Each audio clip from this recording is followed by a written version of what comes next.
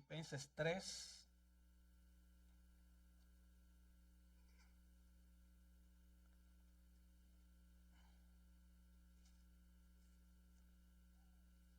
Versículos 4 hasta el 7. Vamos a hablar bajo el tema falsa seguridad de salvación. Cuando lo tengan me pueden decir amén, por favor. Estamos listos, ¿verdad? Así dice la palabra del Señor. Aunque yo tengo también de qué confiar en la carne, si alguno piensa que tiene de qué confiar en la carne, yo más, circuncidado al 8º día, del linaje de Israel, de la tribu de Benjamín, hebreo de hebreos, en cuanto a la ley, fariseo, en cuanto a celo, perseguidor de la iglesia, en cuanto a la justicia que es en la ley, irreprensible. Pero cuantas cosas eran para mí ganancia, las he estimado como pérdida por amor de Cristo. Padre, te damos gracias por esta tu palabra. Oh Señor, es un texto tan importante que lo entendamos. Señor, yo te suplico tu gracia para poder exponerlo y tu gracia para los que escuchan para poder entenderlo. Aplícala con poder en cada corazón esta mañana, porque te lo pedimos en el nombre de Jesús. Amén. Puede tomar su lugar. Podríamos decir que la pregunta más antigua y más importante de todos los tiempos aparece en uno de los libros más antiguos de la Biblia, el libro de Job. Job 25:4. ¿Cómo pues se justificará el hombre para con Dios?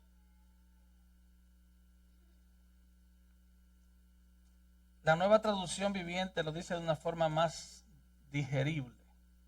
¿Cómo puede un mortal ser inocente ante Dios? Esa es la pregunta más importante. Es la pregunta que los seres humanos han tratado de responder a través de los siglos. Y han levantado nuevas religiones, nuevas confesiones de fe, nuevos métodos de cómo agradar a Dios. Y este es un tema extremadamente importante, porque la mayoría de nosotros tenemos un católico romano dentro. En su libro Su gracia es mayor, el pastor español David Barceló escribió, y cito: muchas veces nosotros pretendemos traerle a Dios nuestros pequeños tesoros para agradarle. Desearíamos restituir nuestras ofensas con nuestros propios sacrificios. Traemos ante un Dios que es inmensamente rico, un puñado de buenas obras, una docena de nobles intenciones y medio kilo de sinceras promesas. Queremos agradar a Dios con lo poco que tenemos en la diminuta despensa de nuestro corazón. Ese es el hombre. En el capítulo 3 de Filipenses, el apóstol Pablo trata este tema de manera precisa, advirtiéndonos del gran peligro. Él le advertía a la iglesia de Filipos del gran peligro de las enseñanzas legalistas de los judaizantes.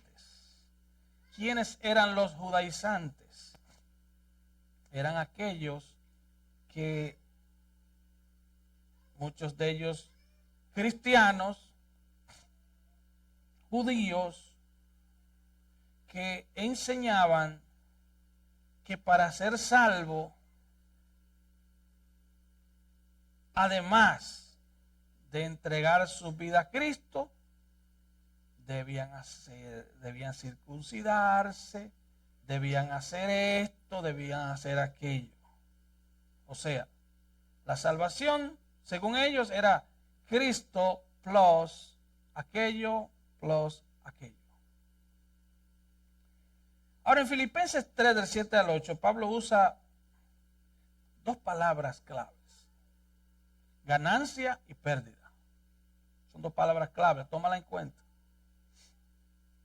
Él usa términos comerciales para referirse a la salvación.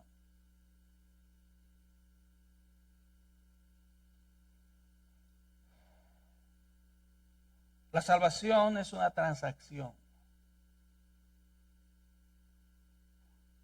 pero no es una transacción con términos humanos. No es algo que tú puedas hacer para ganártela. Ni tú ni yo estamos en la posición, ni estaremos en la posición de hacer algo para ganarnos la salvación. Si se te olvida todo lo demás del mensaje, recuerda eso. No puedes hacer nada. Romanos capítulo 3 dice que somos inútiles en cuanto a la salvación. No podemos hacer nada. Es una transacción, pero con términos divinos, no humanos. Dios ha establecido los términos de esa transacción. En la salvación, entonces, la justicia perfecta de Cristo. ¿Qué es la justicia perfecta de Cristo? Porque aquí hay niños. Es la vida perfecta de Cristo. Un niño de 5 años que haya escuchado el Evangelio ya sabe que somos salvos porque Cristo murió por nosotros. Solo sabe un niño de 5 años. Pero esa no es la verdad completa. Somos salvos no solo porque Él murió por nosotros. Somos salvos porque Él vivió la vida perfecta que nosotros no podíamos ni podemos vivir. Esa es la justicia perfecta de Cristo. Y la justicia perfecta de Cristo nos fue anotada, imputada, computada a nuestro favor en esa transacción. Ahora, el otro lado de esa transacción es que la ira de Dios, la justa ira de Dios que tú y yo merecemos por nuestro pecado, por haber ofendido a un Dios perfectamente, infinitamente santo, es puesta en la cuenta de Cristo. Wow. Si usted entendió estos minutos, usted entendió el Evangelio. La justicia perfecta de Cristo fue puesta a tu favor. La ira justa de un Dios santo en tu contra fue puesta en Cristo. Y ahora Cristo, el Padre te ve a ti como a Cristo. Y Él vio a Cristo como te hubiera visto a ti, ahí en esa cruz. Por eso momentáneamente le dio la espalda. Momentáneamente lo abandonó en esa cruz porque estaba viendo tu pecado, Dios mío. Glorioso intercambio. Gloriosa transacción. Colosenses 2, 13 y 14 dice: y a vosotros, estando muertos en vuestros pecados y en la circuncisión de vuestra carne, os dio vida juntamente con Él, perdonando todos los pecados. Y el 14 dice: anulando el acta de los decretos que había contra nosotros, que nos era contraria, quitándola de en medio y clavándola en la cruz. Esa es la transacción de la salvación.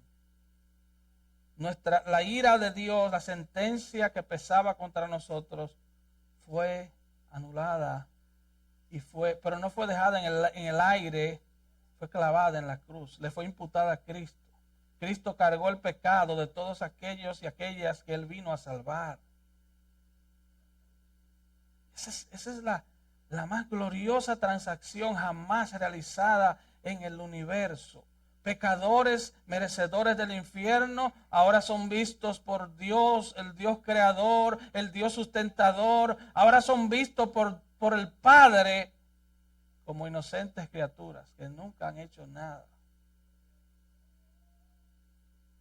Eso debería ser el motor que energiza tu alabanza. Es saber que fuiste perdonado y que hubo un sustituto que murió por ti en la cruz. Que hubo un sustituto que llevó tu pecado, que llevó tu maldad, que llevó tu maldición. Él se hizo maldito según Gálatas y según Deuteronomio. Maldito todo aquel que muere en una cruz. Él se hizo maldito para que tú no lleves ninguna maldición. Es por eso que hablar de maldiciones generacionales es torcer las escrituras. No hay ninguna condenación para los que están en Cristo. Así comienza Romanos 8. Y si usted lo lee al final, usted va a quedar maravillado de tanta bondad, de tanta misericordia. No hay condenación. Todo cristiano está encajado, está ubicado, está plantado en el estatus de no condenación. En la predicación anterior de esta serie sobre Filipenses, vimos como Pablo el judío, el ex fariseo, les advierte a los hermanos de Filipos sobre el peligro de los que enseñan que para ser salvo, además de Cristo, se necesita ser circuncidado, se necesita algún ritual, alguna ceremonia. Y Pablo le llama perros, malos obreros, mutiladores del cuerpo. Y la advertencia clara de Pablo es guárdense. Lo repite 3 veces.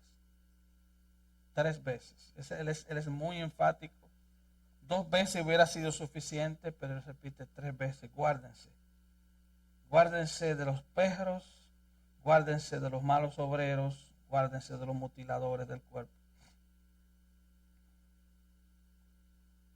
Y por si acaso alguien discutiera la autoridad moral de Pablo para enseñar esto, él entonces pasa a partir del versículo 4, sobre todo el 5 y el 6, a mostrar su pedigrí, su background espiritual. Él dice, si alguien puede confiar en la carne para ser salvo, yo más. Yo más. Y él comienza a decir. F.B. Meyer escribió de Pablo y él dijo, era un hombre con una rica naturaleza religiosa, con un hambre infinita de Dios.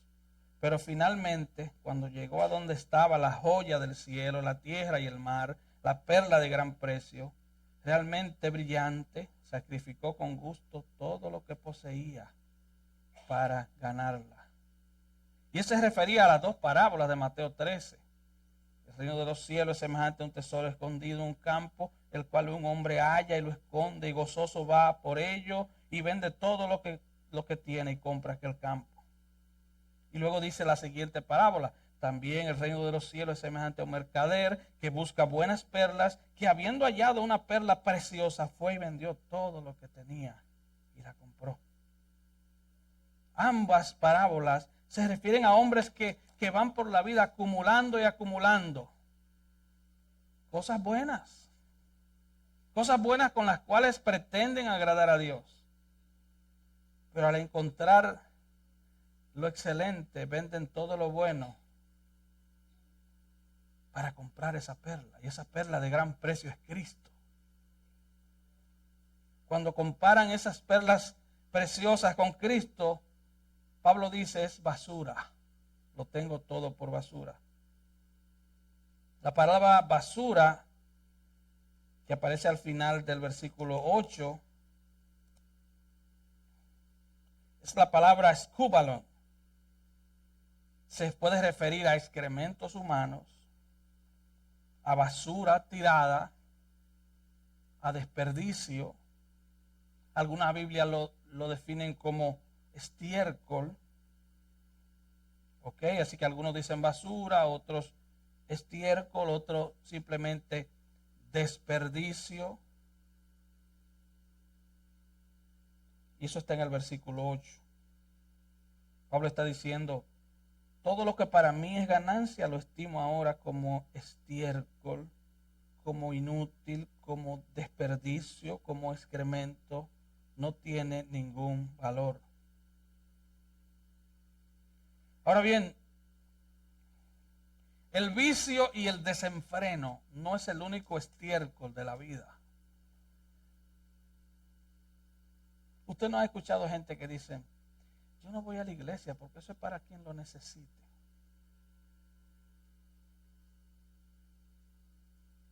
¿Cuántos han escuchado eso? ¿Alguien ha escuchado eso? Sí, no, porque ellos son tan serios, tan honrados, y muchos de ellos lo son. No, es verdad. Muchos de ellos son personas honradas, son personas que pagan sus impuestos, les son fieles a su esposa, son ciudadanos ejemplares, son buenos padres, buenas madres, buenos hijos. Socialmente eso tiene un gran valor, porque debo ser equilibrado. Socialmente, en cuanto al sistema judicial de un país, en cuanto a las autoridades de un país, en cuanto al la buena convivencia entre las personas, eso tiene un gran valor. Pero en cuanto a la salvación, Pablo le llama estiércol, excremento humano, basura. No puedes ganar el cielo por tu buen comportamiento. Recuerdo en una de las tiempos de preguntas y respuestas, que bueno, la hermana tal vez me ayude. Un niño preguntó que si debía portarse bien para ir al cielo, algo así, ¿verdad? Y la pregunta es que Cristo no murió para que te portes bien, para salvar a los que se portan bien. Debes portarte bien para que te vaya bien. Pero Cristo salva, el Padre salva a los que ve en Cristo. Tú tienes que rendir tu vida a Cristo. Cuando el Padre te ve en Cristo, te ve con favor. Si Él no te ve en Cristo, te ve como un enemigo. La Biblia te llama enemigo. Enemigo de Cristo, enemigo de Dios. Pero el vicio y el desenfreno no son los únicos estiércol de la vida. El vicio no es la única basura inútil. La religión también es una basura. Cualquier esfuerzo, porque religión es el esfuerzo del hombre para obtener la salvación. Esfuerzo del hombre para obtener la salvación. También es basura. Son dos basuras diferentes. Pablo aquí está hablando de su experiencia personal. En 1 Timoteo 1:15 él dijo que Cristo lo salvó y dijo, yo era el primero de los pecadores. Yo era el jefe de los pecadores. Si usted ve en el griego, él dice, yo soy el jefe de los pecadores. Cristo vino a salvarnos, pero y a mí que soy el jefe de los pecadores. Y usted dirá, pero ¿cómo así? Pablo era el jefe de los pecadores no porque viviera una vida desenfrenada. Vamos a hacer un pequeño, hablar un poco del background de Pablo. Él no vivía una vida desenfrenada. Él no vivía una vida de vicios. No. Él vivió una vida eminentemente moral. Pero vio la religión como la basura más vil de la vida, no la inmoralidad. Una cosa es actuar inmoralmente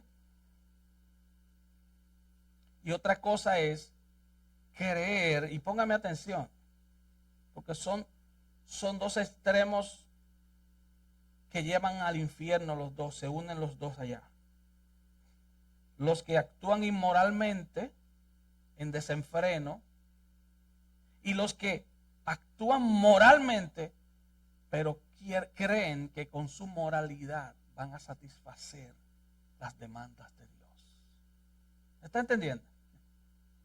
Son dos extremos.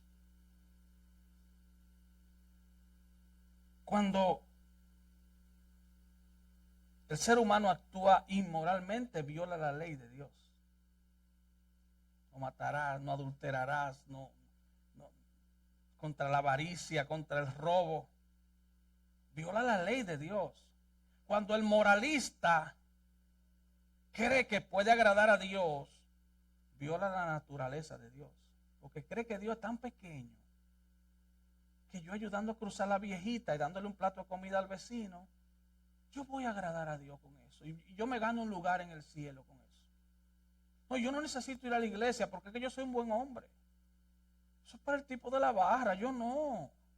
Déjame decirte algo. El tipo de la barra está violando la ley moral de Dios. Pero tú que te crees buen hombre, buena mujer, sin Cristo, tú estás violando la naturaleza de Dios. Estás creyendo que por medio del estiércol de tu moralidad te vas a ganar la salvación. Así que la religión, Pablo la presenta aquí como basura. Y la basura que él presenta aquí no es la basura del vicio. Créeme que no. Este era un hombre que a los 21 años se cree que tenía lo equivalente a 2 títulos de Harvard.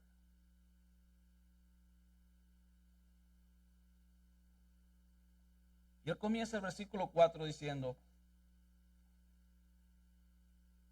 aunque yo tengo también de qué confiar en la carne.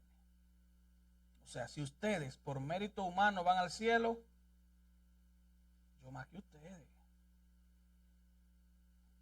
Él entonces ahora comienza a sacar su currículum. Si alguno piensa que tiene de qué confiar en la carne, yo más. Y él menciona 7 cosas que las vamos a hacer bien rápido. Circuncidado al 8º día, del linaje de Israel, de la tribu de Benjamín, hebreo de hebreos. En cuanto a la ley, fariseo. En cuanto a celo, perseguidor de la iglesia. En cuanto a la justicia que es en la ley, irreprensible. Wow. Falsa seguridad de salvación. Aquí hay 7 principios que nos van a ayudar a entender que la salvación no es por cosas que usted haga. No es por cosas que usted haga, es por algo que él hizo. Es por algo que él hizo. Él comienza diciendo circuncidado al 8º día. Y él comienza por lo básico. Porque ya en Génesis 17 Dios instituye la circuncisión. Es una señal del pacto. Cuando un niño varón nacía había que circuncidarlo. Y Pablo está diciendo, yo comencé mi vida pasando por el ritual básico de la circuncisión. Yo desde que nací soy un hombre religioso, cumplidor de la ley.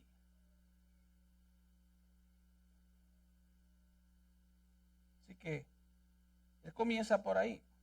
Pero la salvación no es por un ritual. No es por rito, no es por ceremonia. No es por un símbolo. No es por un sacramento. No es por una misa. No es por un culto especial. No es porque hiciera una oración de confesión de fe. Y repite conmigo estas palabras. Y si tú repites esto, ya tú has nacido de nuevo. Nada de eso, hermano. Rituales, bautismo. Eso no te sirve para nada en cuanto a la salvación. Muchos de nosotros como padres cometemos el error de casi forzar a nuestros hijos a que se bauticen. pero ellos todavía están perdidos en sus delitos y pecados. Ellos necesitan conocer a Cristo. Ellos no se van a ir al cielo por un chapuzón.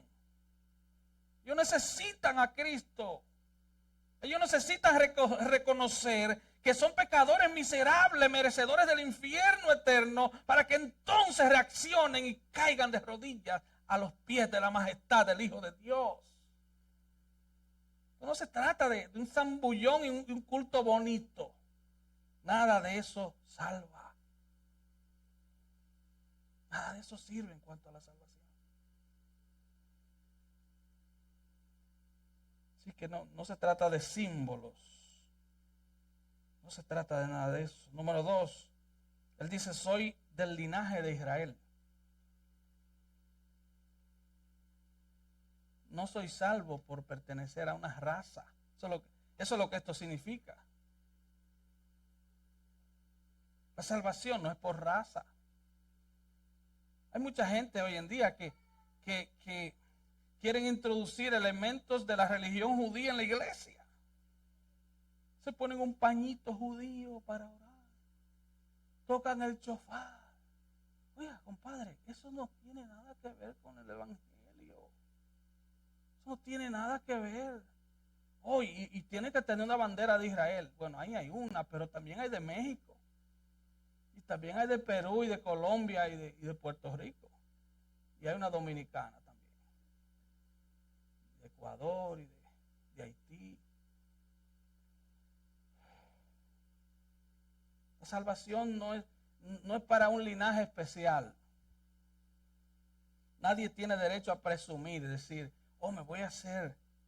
Usted sabe que hoy en día existe lo que es, no sé, se me olvidó el término, pero usted investiga su árbol genealógico, ¿verdad? Y usted lo manda por online y qué sé yo, y te dicen si tú tienes sangre judía. Gran cosa. Eso no te sirve de nada. Quiero decirle algo que tal vez lo va a molestar, pero Dios no es judío.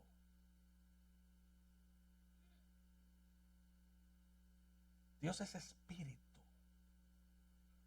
El Hijo se hizo carne y vino a ser judío, es cierto. Y al pueblo judío le fueron dados los pactos y las promesas, es cierto. Y de Israel vino nuestro Salvador, es cierto. Pero Dios no tiene nacionalidad. Él es Dios. Él no es humano. Él es Dios. Él es espíritu. Se reveló a través de la persona de su Hijo. Y se hizo carne a través del vientre de una mujer judía. Eso es otra cosa. Así que Pablo dice dos cosas. Circuncidado al 8º día. Número 2, del linaje de Israel. Del linaje de Israel. En otras palabras, yo soy un israelita puro. Yo no me he mezclado con nadie, con otra raza. Yo no me he mezclado con nadie. Yo soy puro israelita. ¿Ustedes creen que se puede ganar la salvación por ser judíos? Yo más. Pero Pablo dice, eso es inútil. No se gana ninguna virtud religiosa al nacer. No, yo nací en el evangelio. ¿What? No, a ti te llevaban obligado a la iglesia. Tú te querías quedar viendo los picapiedra y te llevaban a la iglesia. Tú te querías quedar jugando Nintendo y te llevaban a la iglesia. Tú no naciste en el evangelio. Eso no es así. No se nace en el evangelio. Así que el hecho de que hayas nacido en una familia cristiana no te otorga ningún punto para estar bien con Dios. Es inútil. Pablo le llama basura. Número 3, no somos salvos por rango. Él dice, yo soy de la tribu de Benjamín. A Pablo parece que lo desafiaron. Y él comenzó a dar su currículum. Parece que alguien le dijo, ¿y de qué tú estás hablando de judaizante si tú no sabes lo que es ser judío? Dice, yo sé lo que es ser judío. Yo soy circuncidado al 8º día del linaje de Israel. Y ahora él dice, de la tribu de Benjamín. Y esta era una de las 2 tribus más importantes de la nación. ¿Por qué? Bueno, Judá y Benjamín. De la línea de Judá viene el Mesías. Pero la tribu de Benjamín era la tribu que iba adelante en todas las guerras. La tribu de Benjamín era la tribu de donde vino el primer rey de Israel, Saúl. Benjamín, dicho sea de paso, era el hijo favorito de Jacob. Bueno, él pensaba que José había muerto, que un animal salvaje lo había devorado. Eso fue lo que le dijeron los hermanitos, ¿verdad? Cuando vendieron a José. Entonces queda Benjamín. Benjamín era el único hijo de la esposa que Jacob amaba, de Raquel. Benjamín fue el único hijo de Jacob que nació en la tierra prometida. Así que él dice, yo soy benjaminita. Es como que usted diga, yo vengo de una familia de pastores. Qué bueno. Yo soy hijo de pastores. Aleluya, qué bueno.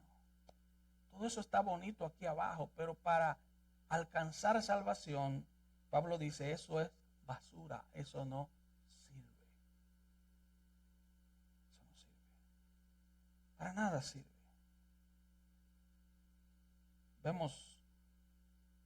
Tenemos mucho que decir en cuanto a esto, pero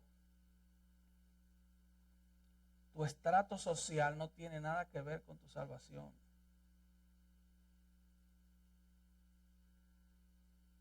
No. Tú puedes ser de toda una estirpe evangélica, que tú digas, hasta mis tatarabuelos eran evangélicos. Bueno, yo tengo un primo hermano que es uno de los obispos de mi país, de la iglesia católica, de los jefes de la iglesia católica.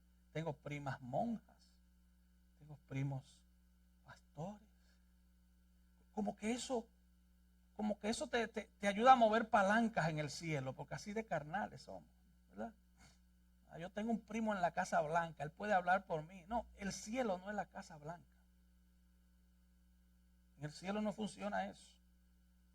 En el cielo funciona un corazón humillado, arrepentido. Dios no se anda impresionando. Tú no consigues ningún mérito con eso.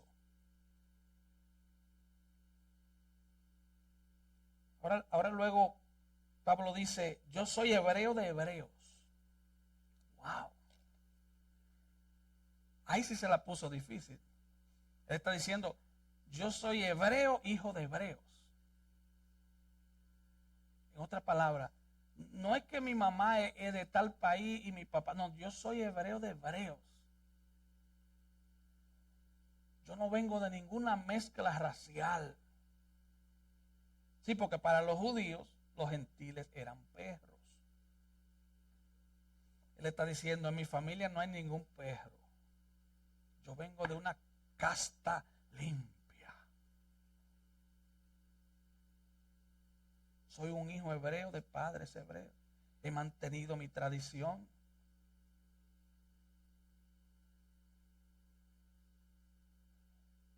¿Sabe que muchos de nosotros venimos de otros países y nuestros hijos no quieren hablar español?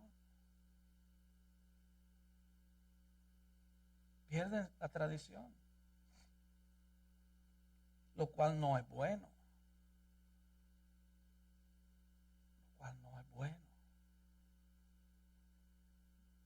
Ah, no, aprenda 10 idiomas si usted quiere, pero no pierda el suyo. No pierda el suyo. Pero bueno, lo que este tema, lo que este punto nos quiere decir es que Pablo vivía lejos de Israel, nació lejos de Israel, pero sus padres mantuvieron la tradición y mantuvieron el idioma. Recuerde que el idioma es parte fundamental de la cultura. Entonces ellos no perdieron el idioma, no perdieron la tradición, no perdieron la cultura. Entonces, ¿qué le está diciendo? Yo tuve padres hebreos, yo soy un niño hebreo, yo soy hebreo de hebreos, yo mantuve mi tradición. Él se crió en la cultura griega, en Tarso, de Cilicia.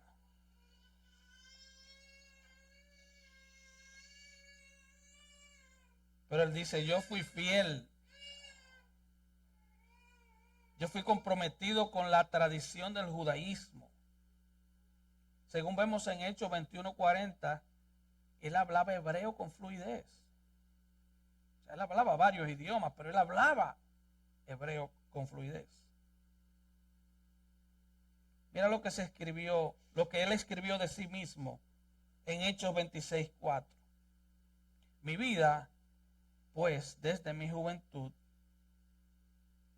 la cual desde el principio pasé en mi nación, en Jerusalén, la conocen todos los judíos, los cuales también saben que yo desde el principio, si quieren testificarlo, conforme a la más rigurosa secta de nuestra religión, viví fariseo. Este era un hombre que desde niño había sido un hombre religioso, era un hebreo inquebrantable, era un joven muy conocido por sus dones de maestro, por ser devoto a su tradición. Pero ¿sabe lo que diría Dios? No estoy impresionado. Tus talentos no me impresionan. Tu lealtad a tu religión no me impresiona. Esto no vale nada, es basura, es estiércol. Allí no hay ningún tesoro. Porque seas fiel a la religión de tus padres o a tu origen protestante. Esto no es un partido político. Que tú digas, no, es que mis padres eran de tal denominación y yo soy fiel a esa denominación. Eso no tiene valor alguno en cuanto a la salvación. La salvación no viene en esos términos. Luego, número 5, él dice, en cuanto a la ley, fariseo. O sea, dice yo, fariseo. ¿Qué eran los fariseos? Los fariseos eran los fundamentalistas de la época. Y para hacer un poco de historia, durante los 400 años entre el Antiguo Testamento y el Nuevo Testamento, la religión judía fue invadida por la cultura griega. Entonces surgió un movimiento que trató de rescatar el volver a las escrituras. Ese movimiento se llamó los fariseos, que en español significaría como los separados, los separatistas. Y entonces, Pablo dice, yo era un fariseo. Yo era un separatista. Yo interpretaba la ley.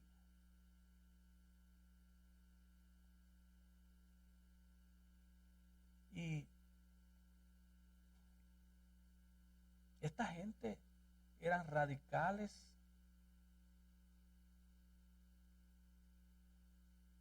en cuanto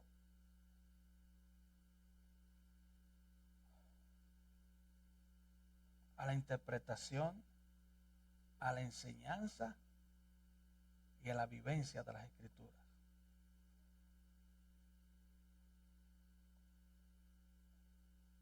A propósito, los hermanos, yo sé que eso se está transmitiendo, pero los hermanos quieren una breve reunión con los servidores. Veo mucho movimiento, no sé qué está pasando. Todo el mundo se está parando y eso deshonra a Dios. Yo no estoy dictando un discurso político, estoy tratando de exponer las Escrituras.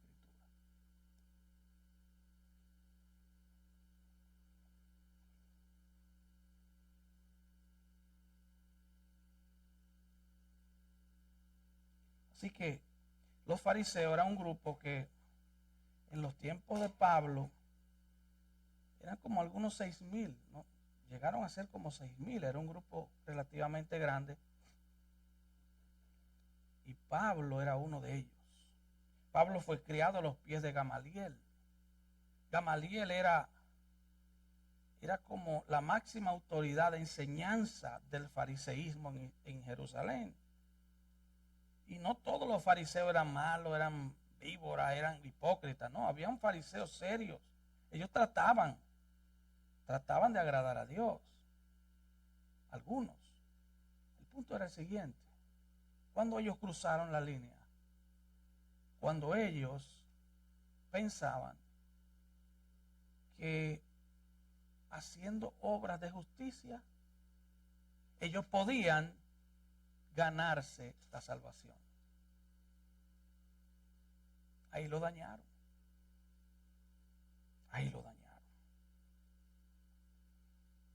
Ellos trataban de alcanzar el estatus de Dios a través de la religión.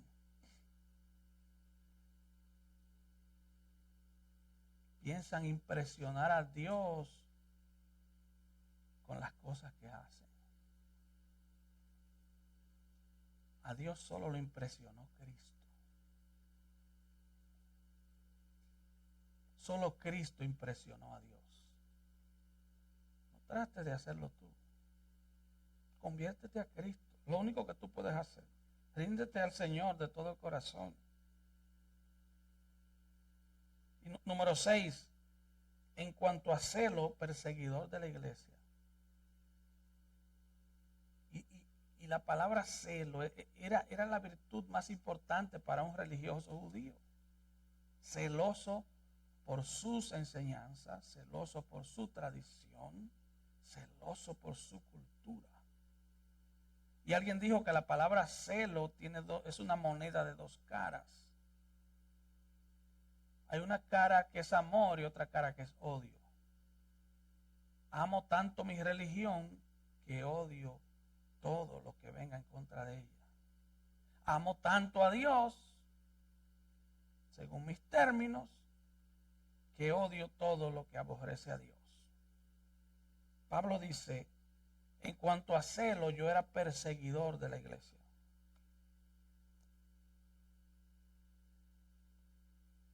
Tan celoso que mató cristianos.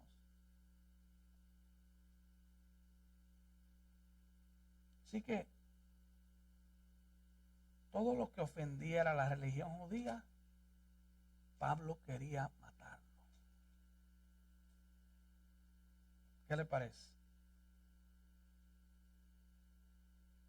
Todo lo que ofendía su fe, todo el que ofendía su fe, quería matarlo. Y lo logró muchas veces.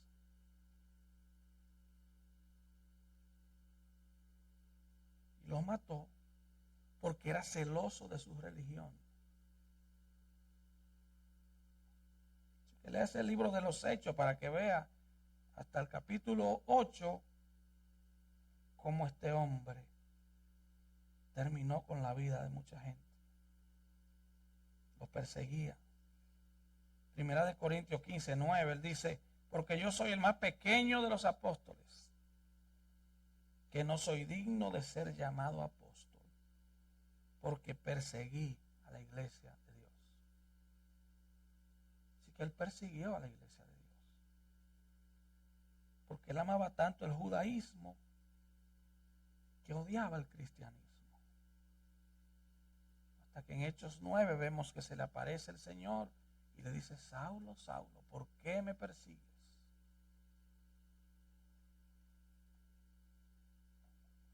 Y esto nos lleva a una idea clara.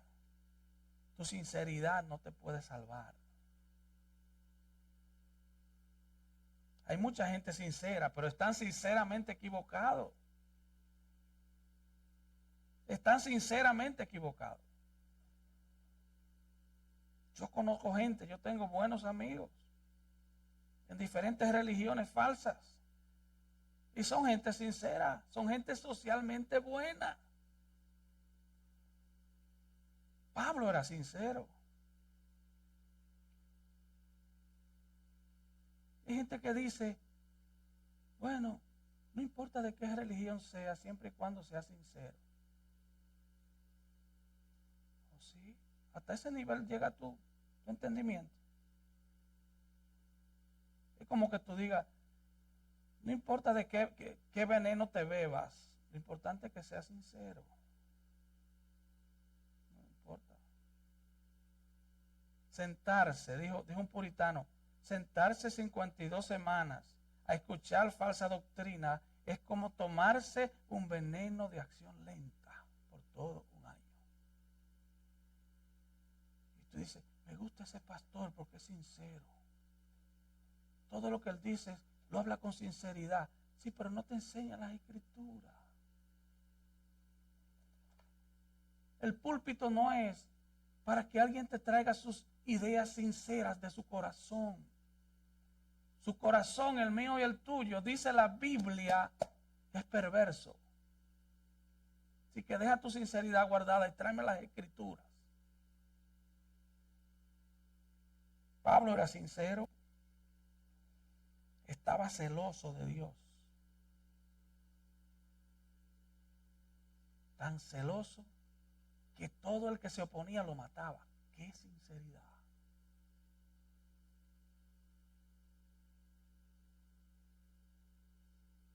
Y el mundo está lleno de gente sincera, gente religiosa, gente que hasta oran. Bueno, dicen ellos que oran.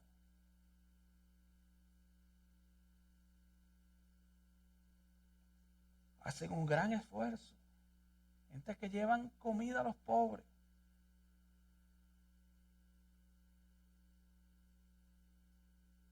Pagan el precio que sea. Usted ve los testigos de Jehová que salen bajo nieve, bajo lluvia, a tocar puertas. Los mormones. Pero no importa si son evangélicos tampoco. Porque hay muchos en las iglesias que no tienen a Cristo tampoco. Son sinceros, pero no tienen a Cristo. Ellos creen que son salvos porque son buenos. Tu bondad, Pablo dice, eso es estiércol, es basura, es excremento.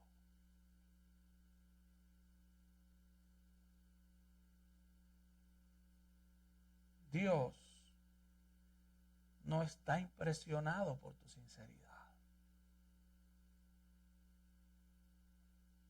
De lo único que Dios impresiona en ti es si ve a Cristo en ti. Solo si ve que tu vida ha sido puesta a los pies de Cristo, que tú has venido a Él en arrepentimiento y en fe. Así que la salvación no viene a través de la religión, no viene a través de la sinceridad. Y número 7, no soy salvo por mis obras justas. Pablo dice, en cuanto a la justicia que es en la ley, irreprensible.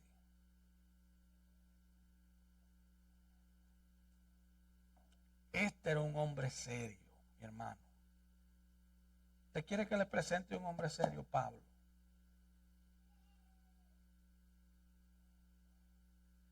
Mi hermana y yo sabemos, venimos de un hombre tan serio que se dañaba.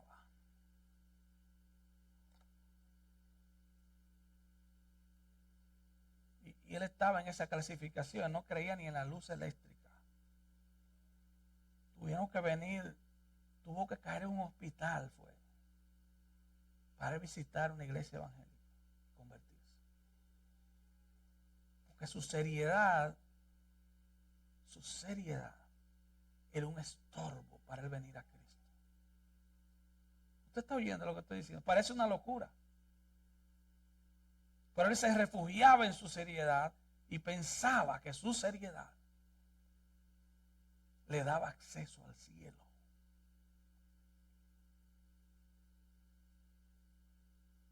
Tus obras buenas, qué bueno que las haces y síguelas haciendo. Y tienes que hacerlas. Pero eso no te clasifica para el cielo. Pablo dice, en cuanto a la justicia que es en la ley, irreprensible. Él vivía de acuerdo a la ley. O sea, a él lo ponían delante de un juez. Y él decía, absuelto, irreprensible, sin mancha. Él no estaba diciendo que era sin pecado, él estaba diciendo que él cumplía la ley.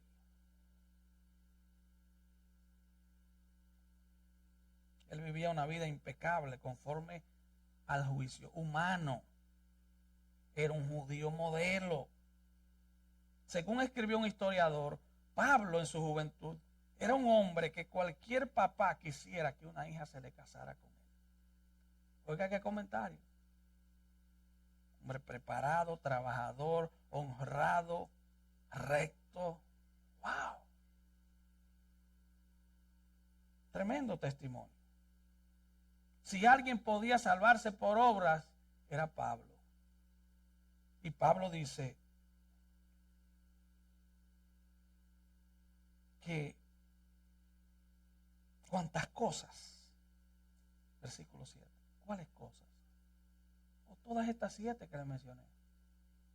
Cuántas cosas eran para mi ganancia, todas estas cosas de los versículos 5 y 6, las he contado como pérdida.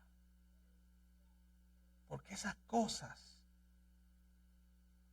te condenan, te envían al infierno bajo engaño, bajo la ilusión de que como pagas los impuestos, nunca has tenido problema con la ley, eres un hombre serio, fiel a tu esposa, que mantienes tus hijos, que cumple con tus promesas a la gente, y todo eso te va a llevar al cielo.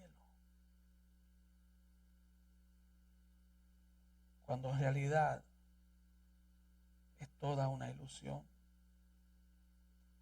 Y el versículo 8, que vamos a ver el próximo domingo, él dice, y ciertamente, lo voy a leer en otra versión, cuento todas las cosas como pérdida en vista del valor superior de conocer a Cristo, mi Señor, por quien he sufrido la pérdida de todas las cosas y las cuento como basura para ganar a Cristo.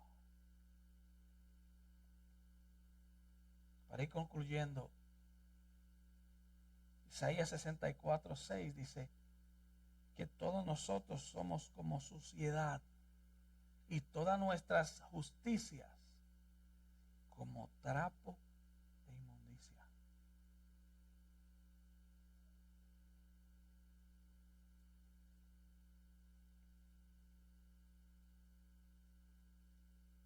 ¿Se recuerdan la parábola del publicano y el fariseo? El publicano, el fariseo entra al templo con la frente en alto. Y dice la Biblia que él comenzó a hablar consigo mismo. Él creía que estaba orando, pero dice la Biblia, hablaba consigo mismo, porque Dios no escucha eso. Y él decía, Dios, te doy gracias, porque no soy como los otros hombres. Wow. Ladrones, injustos, adúlteros, ni aun como este publicano. Y había entonces publicano era el vendedor, el cobrador de impuestos. Y entonces él comienza a decirle a Dios todo lo que él hacía para ganarse la salvación. Y él decía, ayuno 2 veces a la semana, doy diezmos de todo lo que gano. Y había un pobre hombre tirado en el piso que no se atrevía ni a levantar su mirada, porque sentía el peso de su pecado, porque sabía que era un pecador. Y este hombre decía, Dios, ten compasión de mí, soy pecador. Dios, ten compasión de mí, soy pecador.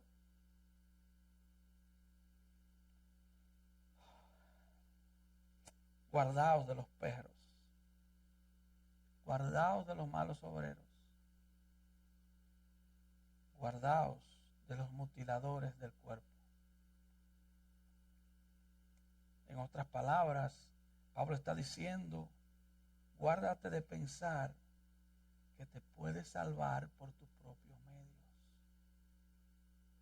Guárdate de una actitud arrogante y jactanciosa. Guárdate de depender de algo más que no sea Cristo para tu salvación, para la salvación de tu alma. ¿Sabe qué, hermanos? Muchos de nosotros hemos pasado experiencias difíciles, algunas terribles, pérdidas, enfermedades, situaciones difíciles. ¿Y sabes qué? Aunque vienen acompañadas de lágrimas y sufrimientos, en medio de esas dificultades hemos aprendido que es la gracia de Dios. Que no es por nuestra bondad que estamos de pie. ¿Sabía usted que todavía hay evangélicos que piensan que pueden sobornar a Dios? Yo sé que me va a ir bien en esa entrevista porque fue que yo oré 3 horas esta madrugada.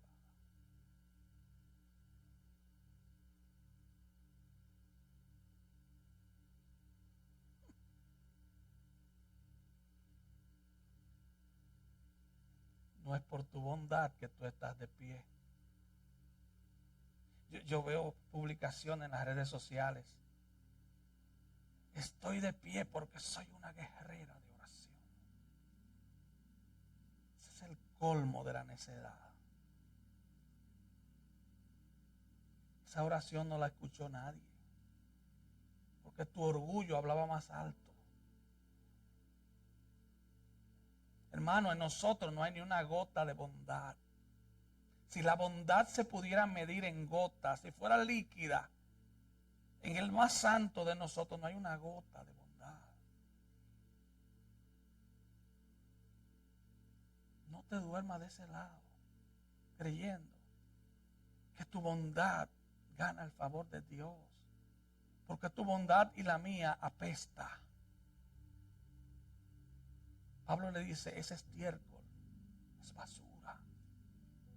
Hasta que no entiendas que mereces el infierno por tu pecado, que tienes una condena sobre tus hombros, hasta que no entiendas eso. Hasta que no entiendas que si el Dios eterno no te salva, no tienes esperanza. Hasta que no entiendas eso.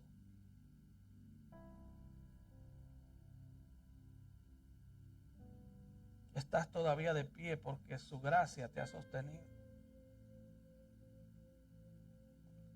Ninguno de nosotros tenemos fuerza en nosotros mismos para mantenernos de pie. Alguien me preguntaba ayer, preguntándome sobre mi estado de salud, si yo estaba listo. Y yo le dije, yo nunca estoy listo. Pablo dijo, para esto, ¿quién es suficiente? Para esto nadie está listo. ¿Sabe lo que es? Pararse frente a creyentes salvos por gracia, a predicar la palabra del Dios que te salvó por gracia. Es por eso que debemos hacerlo con temor y temblor. Y no quiero parecer legalista, pero es por eso que mientras se predica la palabra, usted debe recibirla con temor y temblor. No es un político en campaña, es la palabra del Dios Santo. Hermano, ninguno de nosotros tenemos fuerza en nosotros mismos. No hay poder en nosotros mismos. En la mayoría de los púlpitos de hoy lo que se predica es un evangelio humanista. Es psicología pura. Empodérate.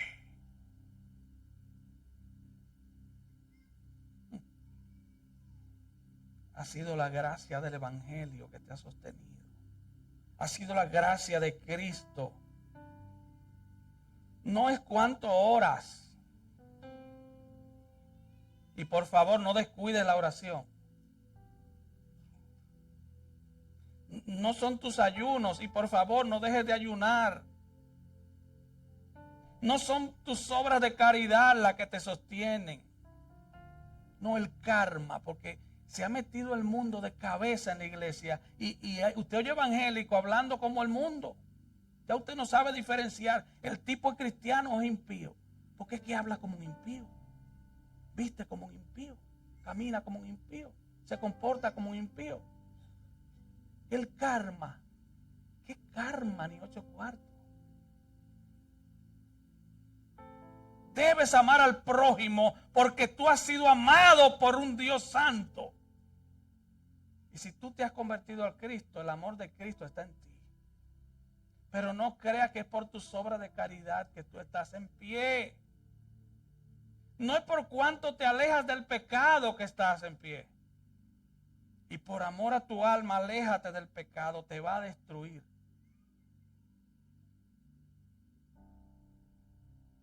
Hay gente que dice ser cristiana y no piensa. No piensa. Te dirá, ¿cómo así, pastor, que no piensa? No, no piensa. Un puritano que dijo, un ser humano que no piense no puede ser santo. Y usted dirá, pero yo pienso. Tú piensas. Tú piensas cuando te vas a meter donde te vas a meter. Tú piensas cuando vas a hablar lo que vas a hablar. Tú piensas la ropa que te vas a poner. Tú piensas. Tú piensas que lo vas a hacer para la gloria de Dios. O tú vives como los corintios. Comamos y bebamos, que mañana moriremos. Así que no se trata de cuánto evangelices y cuánto prediques. Y tienes que hacerlo porque es la gran comisión. Pero nada de eso cuenta para alcanzar la salvación. Nada de eso cuenta. Nada de eso puede comprar una gota de la gracia de Dios. No puedes sobornar a Dios. Nada de eso puede comprar el favor de Dios. El favor de Dios no está en venta, hermano. Esto no es trae una ofrenda grande para que los cielos se abran a tu favor. Si pudiéramos complacer, satisfacer a Dios con nuestras obras, yo te pregunto, ¿para qué murió Cristo? ¿Para qué murió Cristo? Solo la justicia perfecta de Cristo pudo satisfacer a Dios. Solo la justicia perfecta de Cristo. Dios te ama, hermano. Si tú eres cristiano, Dios te ama no por lo buena gente que tú eres. Tú no hiciste nada para ganarte la salvación. De hecho, nadie se gana la salvación. Tú eres el amado o la amada de Dios aún en los días más terribles de tu vida.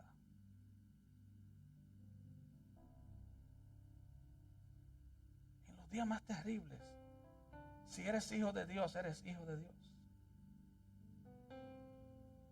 Nadie te podrá separar del amor de Dios que es en Cristo Jesús, Señor nuestro. Nada.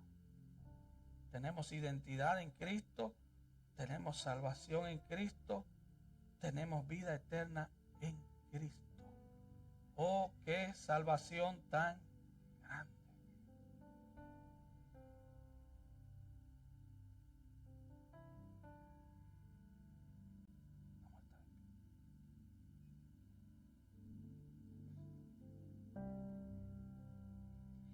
He comprado